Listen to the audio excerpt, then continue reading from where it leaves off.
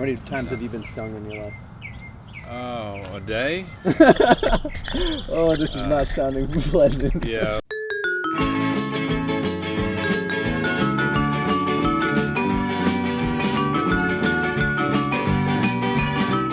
I'm Randy Oakley, and my dad got his first beehives in 1975, and we became, commercial beekeepers. I was raised doing that, and so my son's a third-generation beekeepers, and we do live honeybee removal from here to Austin, and a lot of those bees are what we use in our operation. That we're trying to bring those genetics of survivor stock into our breeding program.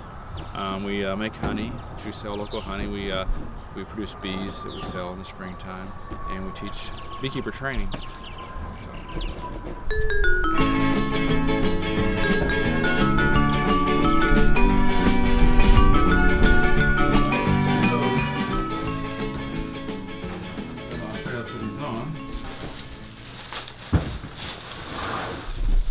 This just goes over your head with the seam in the back.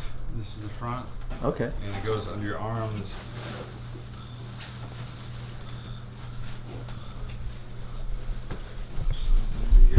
Thank you.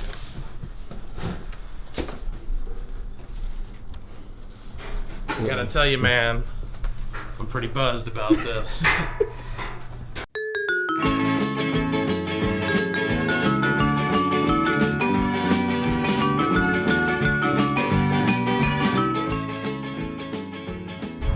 Scared with my shirt being open.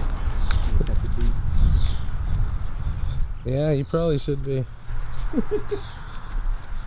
So this is a smoker, and smoke is used to help the bees remain calm. Bees communicate by means of scent, by pheromones. They have alarm scent they get off when they're disturbed, and so the smoke, when you use that, it helps diffuse that alarm scent. It has the effect of calming them down. So.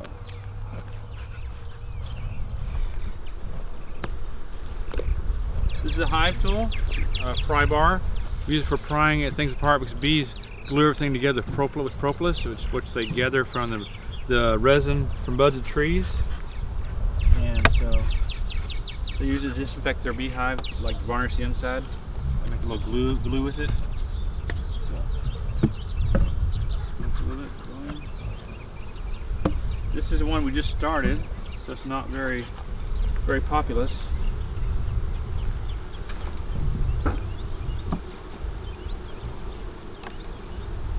Now here's a nectar being made into honey here, the liquid stuff, and that's their calorie source. So you need both the proteins and the calorie. This one has no what we call eggs or larvae because they're queenless right now.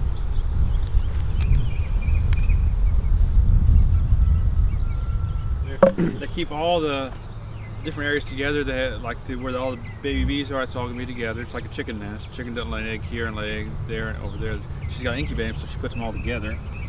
So I'm gonna look at the parent hive first. You want to brush these down there because they belong down there. This is a screen. They can't get up and down. They're different entrances. Kind of like a duplex or something. That is a lot of bees. Wow. Yeah. So this is a feeder where we feed sugar syrup to them and they eat it. We're going to take it out so we can have plenty of room to work with the frames. And this is a box I added to here on the 9th. So about 2 weeks ago. You can see what they've done with it. Wow, there's a lot more in that one. Yeah, so they're putting, you can see the liquid there. This is actually their honey chamber. They're starting to make excess honey, which that's what we'll harvest once they, whenever they gather the nectar, it's about 75% moisture, and they take it into the honey stomach and fly back to the beehive and regurgitate it into the cells, and they fan their wings and create a evaporative current in there. They're going to evaporate it down to about 18% moisture. At that point it's cured, it won't ferment, and they cap it over with a wax capping, and it's ready, it's good. indefinitely. They found honey in the pyramids and it was still good. Oh wow. This is a we call a foundation, the pattern that we give them to work off of, where we want them to put the comb. And they haven't done anything this yet, so. Yeah, this got a one little looks bit here. more shallow than the other one. Right, so a little bit right here, they're starting to put a little wax on there. The queen bee has been laying eggs, and so these are all capped over pupae, which they're going to hatch out into adult bees. Oh, wow. And over here is the worm-like white things. That's larvae. And then if you go further here, there's eggs. So eggs are going to hatch into larvae, and the larvae is going to spin in a cocoon and make a pupae. It's a complete metamorphosis, like a butterfly, as egg, larva, pupae, and then adult. So that's a good-looking frame of brood.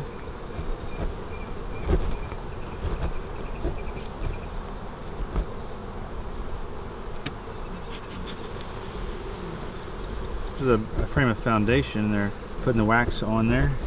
So where it's See? more elevated, that's from the bees producing wax? Right. So this is going to be that same height. It's all going to be the same height. Probably, 2 weeks ago it was all just the stuff up here, the plastic. Yeah. And they've added that all. That's in 2 weeks? Yeah. Wow, that's pretty interesting. Have you spotted a queen? Have not. Which we don't always see her because there's 30,000 bees in there right now. So, but as long as we see eggs, it's a good indication she's there, because it takes an egg 3 days to hatch into a larva. So we're always looking for eggs when we do an inspection to make sure she's been there recently. Together. Wintertime is not nearly as much. This time of year it's more often because they're increasing their population more rapidly. We have to make sure they don't get too full. And then down there is the bottom board, which shows you when we get back into the training center what that looks like.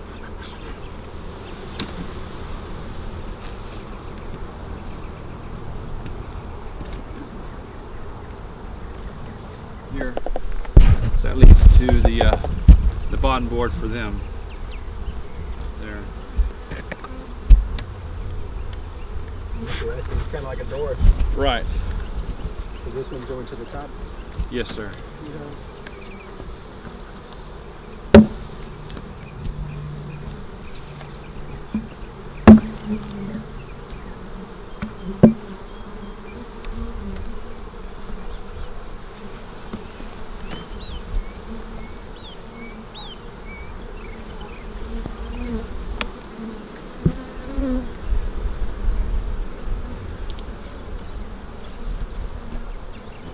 So you have pollen called pollen baskets. And it's like Velcro. They actually they give them to a bloom of a flower, and as they're gathering nectar, the pollen granules from the anthers are going to get on the bees on their hair, and as they fly back to the hive, they're taking their legs and combing themselves and packing in their back legs. So don't ask me how they do that while they're flying. That's what they're doing while they're flying. Okay. This is a drone bee, which is he's more chubby than the worker bees here. These are all worker bees. What's the difference between the drone bee? What's his job? Well, he's the male. He mates with the virgin queen, so that's his only purpose. The worker does all the functions of the hive. It's a non-fertile female bee in the hive.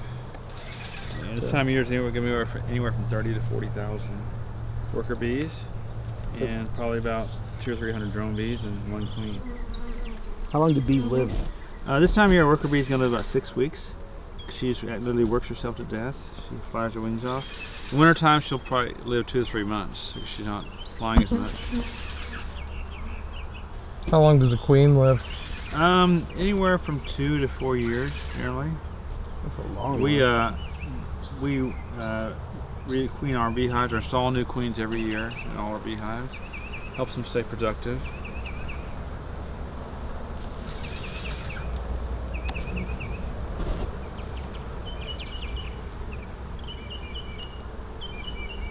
There's the queen.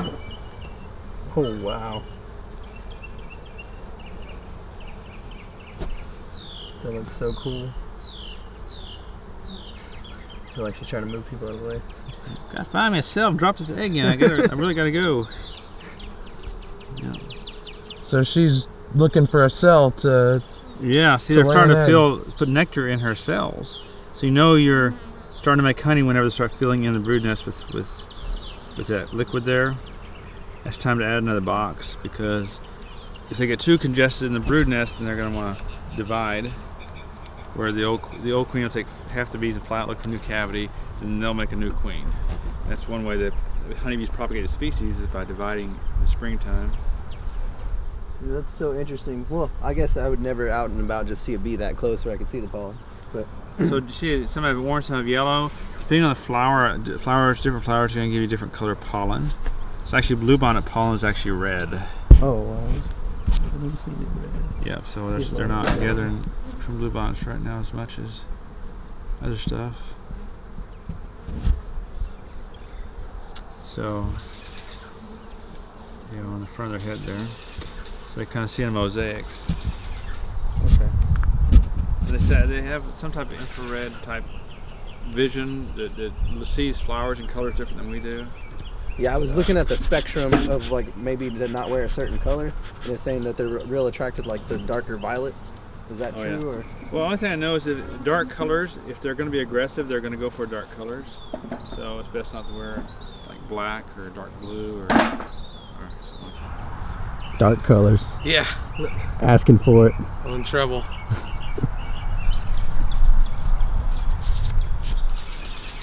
Hey, can you do me a favor? I've been trying to convince my wife to let me have a hive in our backyard. Would you just tell her it's okay? what's your pitch? Her name's Nikki. Say, Nikki, Nikki, it's okay. if your husband will come to our class, we have an all-day class. Oh, we're teaching in May, fantastic. and we'll teach them all our management. Get started on the right foot, and then we have half-day, once a month training, take you through the year process. And so, if you'll commit to, that process, then I think you'll be successful and be able to keep your bees healthy and happy and nice. Awesome. Yeah. That's great. Do it, Nikki. Do it for the bees. Yeah. I'd love to take the class, or Yeah. So get some training. Yeah, that's great. That's once people get hooked, they really are hooked. So, but it's the main thing in our area is just the Africanization. It's totally changed. That and the varroa mites, the parasites of the bees, have really changed beekeeping around here. Used to be a lot. You can just take a beehive out in your garden, whatever, harvest honey once a year, and it would do fine. But it's not that way anymore. You can do preventative things along the way and help it out, and they're not going to survive. Or either going to die or they're going to turn Africanized. Yeah. Africanized bees, which are honeybees, they're the same genus species or subspecies. So they're very close to red. They readily cross. The European honeybees and the African honeybees readily cross. So you can't look at them you can't tell by looking at them if you're Africanized just how their temperament is. And so, Africanized honeybees have some resistance to the varroa mites. And so your beehive in our area anyway is either going to die or going to be superseded and become Africanized. They're better adaptive. Yeah. At least in this area, they're a tropical species. They were imported to South America in the 50s to help produce a hardier bee to cross it with the European bee, which was kept there at that time. And I think they only imported like 6 queens, and they thought that those genes would be diluted within the broader population, but actually have dominated. Oh, that's awful. Yeah. So this is our own fault. Yeah. Man has created this beast. Yes. Wow. Yeah. So, there is a range. They don't do well with cold. So, Oklahoma, it's about the extent of them right now. From there over to Arizona, Southern California.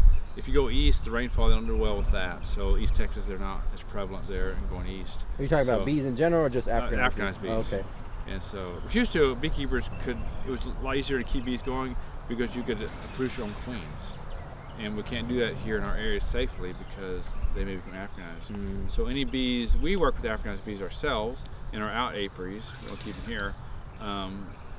But if we're going to sell any bees, we will import a domesticated queen from an area outside of the Africanized area and install her and sell that, which we're not going to, propagate. Yeah. Just come and see for yourself. So it's either going to be the second or third Saturday of May that we're doing the class. We've done 3 so far this spring. So. Thank you very much. It was fun. I had fun. Thank you. It was great meeting you. Sir. Take care. So, what was it like playing with some bees? It's not as scary as you think. It was a swarm. It was a swarm. but Uh-oh. It wasn't that bad. Killer bees. Killer bees. But yeah, it was good stuff. Come see it. Oakley's Apiary on Robinson Road.